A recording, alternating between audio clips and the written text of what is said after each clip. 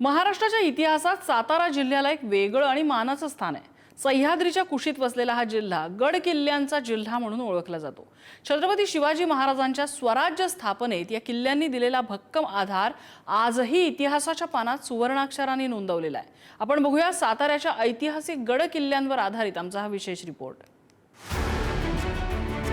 सह्याद्रीच्या उंच डोंगर रांगांमध्ये वसलेला सातारा जिल्हा म्हणजे शौर्य, इतिहास आणि संस्कृतीचा जिवंत साक्षीदार। इथले गडकिल्ले केवळ दगड मातीचे बांधकाम नसून ते स्वराज्याच्या लढ्याची गाथा सांगणारे साक्षीदार आहेत।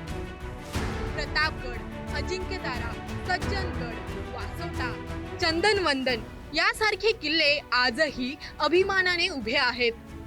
प्रत्येक किल्ला आपली एक वेगळी कहाणी सांगतो।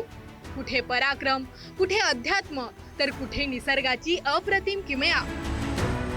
प्रतापगड किल्ला, जिथे छत्रपती शिवाजी महाराज आणि अफजल खान यांच्यातील ऐतिहासिक युद्ध घडलं। मराठा साम्राज्याच्या पराक्रमाची साक्ष देणारा हा किल्ला आजही पर्यटकांना प्रेरणा देतो। अजिंक्यतारा किल्ला, सातारा शहराच्या मध्यभागी वसलेला हा किल्ला किल्ल्यांचा राजा म्हणून ओळखला जातो। इतिहासात त्याचं विशेष स्थान आहे। सज्जनगड, संत रामदास स्वामींच्या वास्तव्यामुळे हा किल्ला धार्मिक दृष्ट्या अत्यंत पवित्र मानला जातो। दरवर्षी हजारो भाविक इथे दर्शनासाठी येतात। वासोटा किल्ला, कोयना अभयारण्यात वसलेला हा किल्ला निसर्गप्रेमी आणि ट्रेकरसाठी आकर्षणाचा केंद्रबिंदू आहे। घनदाट जंगल आणि शांत वातावरण यामुळे इथे येणं म्हणजे एक वेगळाच अनुभव। हे गड किल्ले आज पर्यटनाचे मोठे केंद्र बनले आहेत। दरवर्षी हजारो पर्यटक आणि ट्रेकर्स इथे भेट देतात। मात्र वाढत्या पर्यटनामुळे स्वच्छता आणि संवर्धनाचे प्रश्नही समोर येत आहेत। यासाठी स्थानिक प्रशासन आणि इतिहासप्रेमी संघटनांनी पुढाकार घेतला असून किल्ल्यांच्या जतनासाठी विविध उपक्रम राबवले जात आहेत।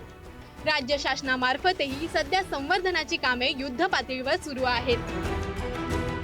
सातारा जिल्हा म्हणजे केवळ निसर्गाची देणगी नाही, तर शौर्य, परंपरा आणि सांस्कृतिक वारशाचा अमूल्य ठेवा आहे। या गडकिल्ल्यांचे जतन आणि संवर्धन करणे ही आपली सर्वांची जबाबदारी आहे। साई सावंत, पुढारी न्यूज, सातारा।